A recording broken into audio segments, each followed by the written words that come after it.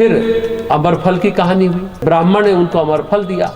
अमरफल खाने से यौवन प्राप्त होता है, कभी आदमी मरता नहीं है। तो भर्तृहरि ने सोचा कि मुझे यौवन मिलके क्या होगा, महारानी पिंगला को मिले तो जिंदगी भर वह युवा रहेंगी तो मैं भी सुख भोग कर सकूंगा। लेकिन पिंगला तो अनूप से प्यार करती थी। उसने सोचा अनूप को फल देंगे तो हम जीवन भर सुख भोग करेंगे। और अनूप तो एक वेश्या सर्वमंगला से प्यार करता था। वेश्या कहना सही नहीं होगा, नगर वधू सर्वमंगला से प्यार करता था। उसने उसको यह फल दे दिया और सर्वमंगला ने अपने आप को कहा कि मैं तो पाप करती हूँ, ज़्यादा जिंदा रहूंगी तो ज़्यादा पाप का भार मेरे सिर पर आएगा, इसलिए यह फल मैं राजा को दे देती हूँ। नगर वधू के हाथों में उस फल को देखकर और उसकी बातों को सुनकर महाराजा भर्तृहरि के चेहरे का रंग उड़ गया। वह चकित से बैठे रह गए। ऊपर का सांस ऊपर और नीचे का सांस नीचे रह गया। वह किंग कर्तव्य विमूढ़ होकर बैठे रहे और सोचने लगे यह फल इस वेश्या तक कैसे पहुंचा। और इस प्रश्न का कोई उत्तर उनके पास नहीं था। किसी अनिष्ट की आशंका से उनका हृदय कांप रहा था। कुछ देर बाद वे होश में आए और उस नगर वधू से फल लिया और धोकर खा गए। बाद में गुप्तचरों की मदद से उन्होंने सारा रहस्य जान लिया कि यह फल वेश्या तक कैसे पहुंचा। जिस पिंगला को वह टूट कर चाहते थे, उसके छल और कपट को देखकर उनके हृदय में उसके प्रति घोर घृणा उत्पन्न हो गई। अपनी प्रिय रानी के इस विश्वासघात से उन्हें अति कष्ट पहुंचा और उनके मन में वैराग्य हुआ। उनका मन सांसारिक भोग विलासों से एकदम विरक्त हो गया।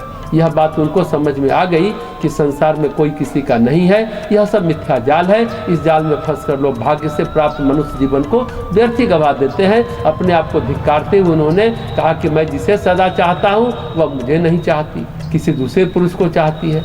वह पुरुष भी उसे नहीं चाहता है, वह किसी दूसरे को चाहता है। वह दूसरी स्त्री भी पूरी तरह उससे समर्पित नहीं है, वह मेरे प्रति आसक्ति रखती है। इसलिए मेरी रानी को धिक्कार है, उस दरोगा अनूप को धिक्कार है, उस नगर वधू सर्वमंगला को धिक्कार है और वह मेरे प्रति आसक्ति रखती है।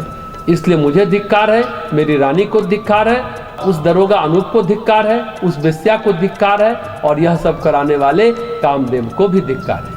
उस घटना से महाराज भर्तृहरि बिल्कुल टूट गए। उन्हें सब कुछ आसार विदित होने लगा। उसी समय उन्होंने अपने प्रधानमंत्री को बुलाकर राज्य का सारा कामकाज उसे समझा दिया। राशि वस्त्र उतारकर उसे दे दिया और जोगिया वस्त्र धारण कर हाथ में कमंडल लेकर बोले, मैं अपने सत्यवादी और धर्मात्मा भाई को देश निकाला देकर बड़ा अन्याय किया। उसे मेरी अकल पर पर्दा पड़ गया था। मुझे उचित अनुचित का तनिक भी ध्यान नहीं रहा।